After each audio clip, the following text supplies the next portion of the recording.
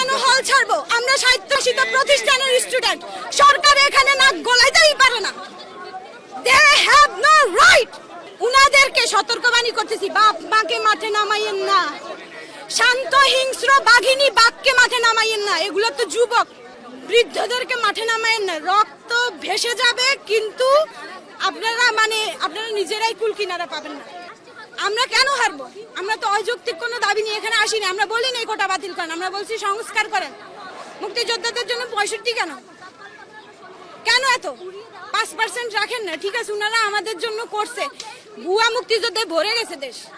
কোথায় সেই হিসেব? মুক্তিযোদ্ধারা কোথায়? যেসব মুক্তিযোদ্ধারা আছে উনারা কই? উনারা কেন এসে বলে যে না আমরা এগুলা চাই না? আমরা মেরে বের হবো, লাশ হয়ে বের হবো ওখান থেকে। আমরা লাশ হয়ে বের হবো ওখান থেকে। বহুত সুযোগ ছিল পিছনে ফিরে আসার, এখন আর পিছনে যাওয়ার রাস্তাই নেই। পিছনে পুলিশ আর সামনে স্বাধীনতা। অবশ্যই আমরা সম্মানের সাথে মৃত্যু গ্রহণ করতে রাজি আছি।